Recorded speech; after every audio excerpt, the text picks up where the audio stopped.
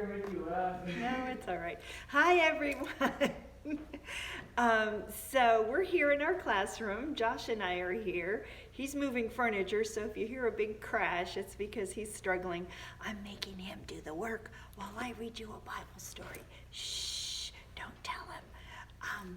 So he's carrying stuff. If you hear a loud crash, he just ran something into the door. So we're going to do our Bible story, and it's our letter D guy from the Bible. His name is David, and we've learned a couple other things about David. We learned that he was chosen to be the next king. Do you remember why God chose him?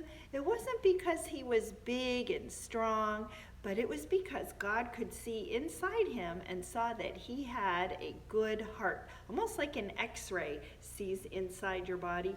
God could see inside David and knew he had a good heart. And so that's why he was chosen to be the next king. Another thing we learned about David was that he wrote a lot of songs.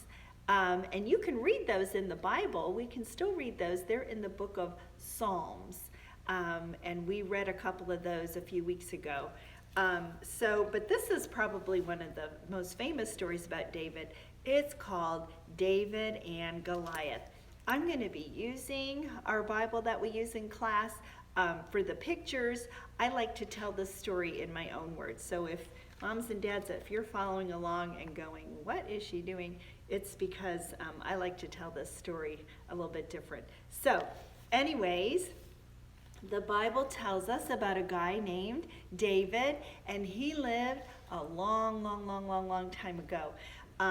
David had 7 brothers, and David was the youngest and the smallest.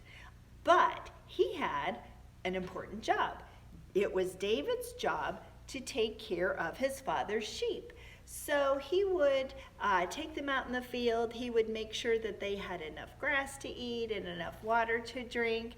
And if a wild animal came along to try to catch the sheep, like a lion or a wolf, David had an important thing he would do. He would take a rock and he would put it in a sling, like a slingshot, and he would go woo, woo, woo, woo, zing, and throw the rock, and he would scare the wolf or the lion or bear or whatever it was away. And so he protected the sheep too.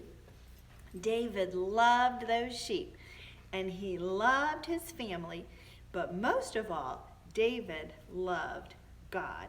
Well, there was somebody else who did not love God very much.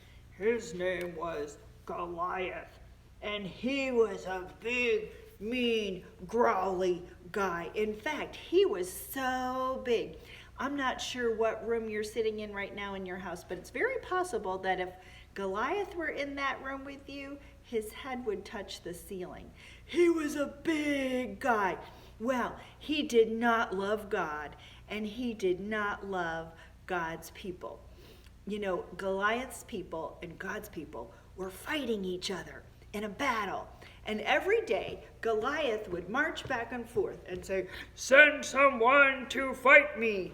But all of God's people were afraid. Nobody wanted to fight him. They said, no. Well, one day, David came to visit the battlefield because his brothers were there. And he heard the bad things Goliath was saying. And it made him mad because he loved God. And he did not like to hear Goliath saying these bad things about God. So when Goliath said, "Send someone to fight me," David said, "I will fight you." Well, do you know what Goliath said to that? He said, he thought it was funny that this little guy was going to fight him. So David went down to the river and he got 5 smooth stones. And, you know, a lot of times in our Bible stories, we do a first part and a second part. So that's the end of the first part. If you want to know what David does with those 5 smooth stones, you're going to have to come back and watch the next video. Oh, either tomorrow. I'll probably do it tomorrow. You can come back tomorrow and find out what David does with those 5 smooth stones and find out if he wins the battle.